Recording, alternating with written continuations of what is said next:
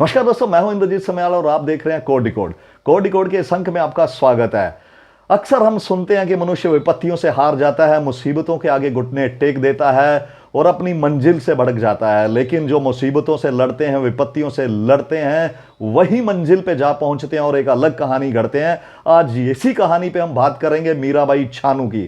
जी हाँ साथियों, एक ऐसा उदाहरण मीराबाई छानू ने समस्त देश के सामने दिया है। इस अकेली लड़की ने जो लगभग 22 किलोमीटर सुबह घर से उठ के प्रैक्टिस करने जाती थी, घर में संसाधनों की कमी थी, कमाने वाला एक बाप और खाने वाले 6 भाई बहन और दूसरा मां चाय की दुकान करती थी। लेकिन इन परिस्थितियों ने, इन विपत्तियों के आगे मीराबाई छानू ने घुटने नहीं टेके।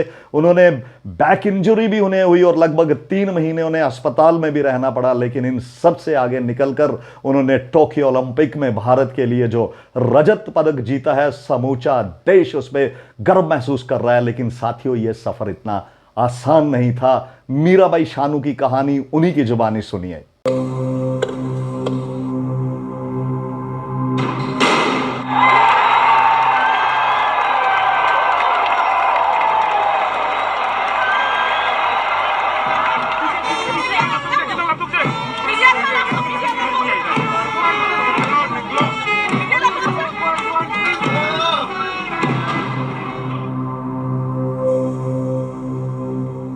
2016 रियो ओलंपिक की बात है। सॉरी,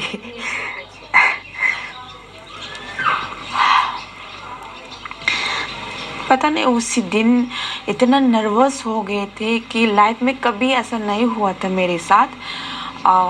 जब स्टेज में मैं लिफ्ट करने गई थी तो पूरा ब्लाइंड हो गया था मुझे।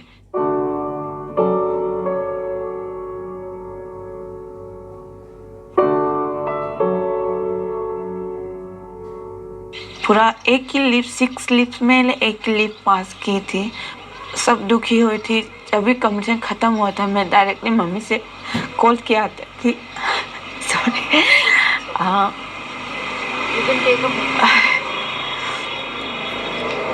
मैं मम्मी को बोला था कि मम्मी मुझे क्या हो रही है, मुझे समझ में नहीं आ रही है।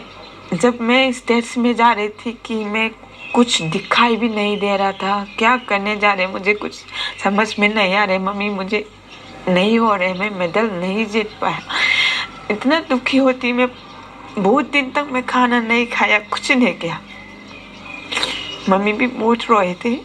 मेरा कोच विजय सर बहुत दुखी हो रहे थे, पूरा टूट गए थे के दिन कि हमने बहुत मेहनत किया था और बहुत सारी नेगेटिव कमेंट भी बहुत मिली थी। तो उसी टाइम में मम्मी ने भी मुझे बहुत सपोर्ट किया था। मम्मी, पता है मम्मी के अंदर दुख तो है पर वो नहीं दिखाया था मेरे अंदर। मैंने बाद में ये रियलाइज हुआ था कि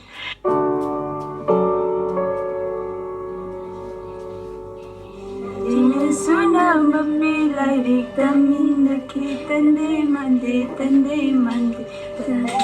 किना अगन बना असन बाबू यही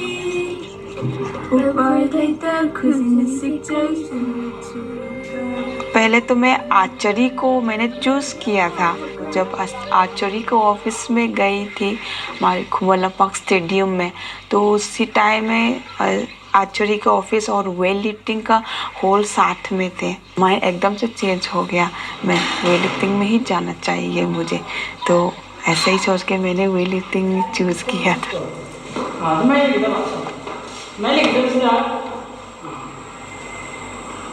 सबसे पहला दिन तो अनीता मैडम और हमारे सर ब्रोजन दोनों ने मुझे देखा था। मुझे रोज़ ट्रेनिंग करने जाना है, इधर से 5:30 बजे मुझे उधर पहुंचने थे। अब कभी कभी भी मैं साइकिल में भी जाती थी इम्फाल तक, 20 to 23 किलोमीटर्स है। ट्रक वालों ने मुझे बहुत सपोर्ट किए थे। खुमलम्पाक स्टेडियम तक जाने का मुझे लेके जाके खुमलम्पाक में ड्रॉप करते थे। तो बाद में मैम लोग बोल रहे थे कि आपको अच्छे से डाइट खाना पड़ेगा। तो क्या क्या खाना पड़ेगा, ऐसा बहुत सारे हो गया है सब, अंडे ब्रेकफास्ट में वो सब। फिर मैं मम्मी को बोला था, मम्मी ऐसा ऐसा खाने को बोला है। तो मम्मी एकदम से बोले, तो नहीं कर पाएगा मुझे, तो अब कैसे खा के कैसे करूँ मैं। इतना छोटा सा चाय की दुकान थी मम्मी का उसी टाइम, और पापा गवर्नमेंट जॉब तो है पर बहुत कम पे होते थे उसी टाइम, और हमारी भाई बहन 6 थी, तो वो सबको देखने में इतना मुश्किल हुआ था।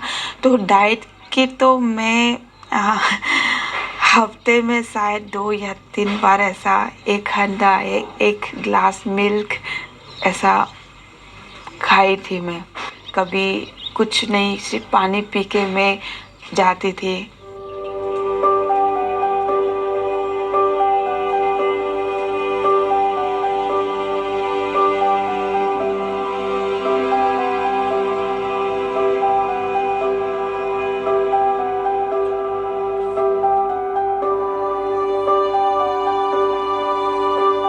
मैंने कुछ नहीं किया था, सिर्फ ट्रेनिंग और रेस ऐसा ही करके मैंने 5 साल पूरा टोक्यो ओलंपिक के लिए तैयारी किए थे।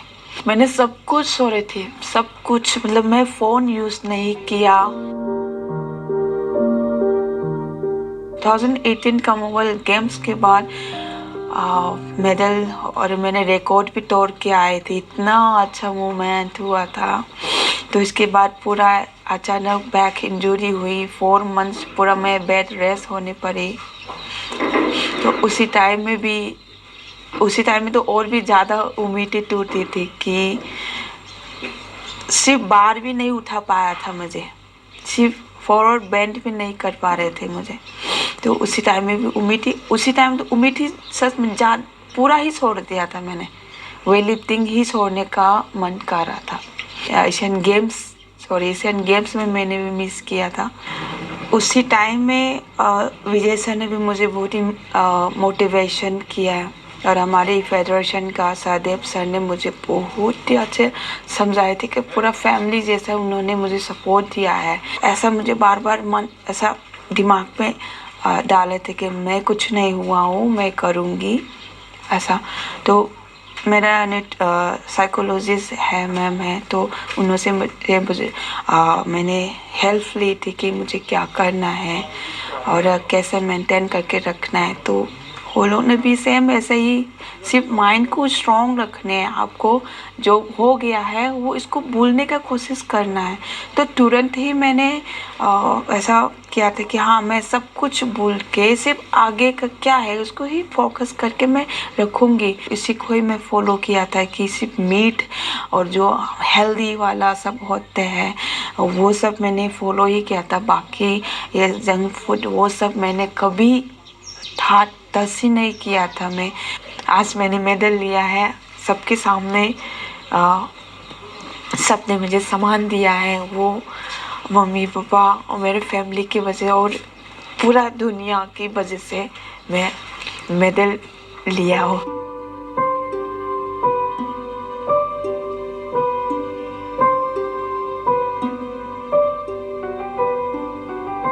ट्रेनिंग से जाके भी स्कूल भी जाना है, इसीलिए मैनेजमेंट करने के लिए थोड़ा मेरे को वो था। मगर बाकी सब तो कोई मेरा भाई को ट्रेनिंग देने में बहुत मेरे को इंटरेस्ट था, क्योंकि हम कुछ भी सिखाते हैं टेक्निक, और शायद तुम्हारे ये वीक है तो ये एक्सरसाइज करना बताएगा ना, सब कुछ ट्रेनिंग ख़त्म करने के बाद अपने आप कोशिश करते रहता है। तो इसीलिए मैं उनके लिए स्पेशल, मतलब आप पूरा सबका ख़त्म होने के बाद उनके लिए अलग से ट्रेनिंग भी किया था। और सुनती है बहुत और कोशिश करते रहती है। मुझे गाना सुनने में बहुत पसंद है, और बचपन से मैं ऐसा स्कूल का फंक्शन में ऐसा डांस वो सब भी बहुत ज़्यादा किया है। तो कभी कभी ऐसे रूम में होते तो ज़्यादा से ज़्यादा मैं म्यूज़िक ज़्यादा सुनती हूँ, क्योंकि माइंड रिलैक्स बहुत ज़्यादा होते हैं। और मुझे ऐसा क्या बोलते हैं, क्रिएटिव चीज़ बनाना, मतलब डिजाइन करना, चाहे फ्लावर्स बनाना, वो सब मुझे बहुत पसंद है। लॉकडाउन में मैं बहुत ज़्यादा सीखी थी, हाँ, पटियाला में बहुत ज़्यादा बना के रखी है मैंने।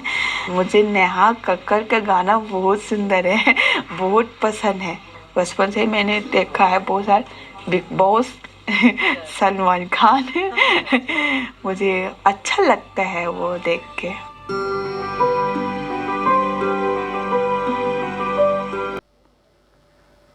जी हाँ साथियों, आपको हमारा ये वीडियो कैसा लगा? आपने देखा किस प्रकार मुसीबतों से जूझते हुए मीराबाई छानू ने हिम्मत नहीं हारी, हौसले नहीं को टूटने नहीं दिया और आज उसका परिणाम आपके सामने है। इसलिए मीराबाई छानू जैसे व्यक्ति तभी हमारे रियल हीरो हैं। मैं उम्मीद करता हूं, मैं आशा करता हूं और आप सबसे अनुरोध भी करता हूं कि उनके बारे में गूगल में पढ़िए, उनके पोस्टर्स निकालिए, अपने घर में लगाइए। यही वो हीरो हैं जिससे देश गौरवान्वित महसूस होता है। यही वो हमारे राष्ट्रीय हीरो हैं जो मुसीबतों में पलते हैं और इतिहास गढ़ते हैं।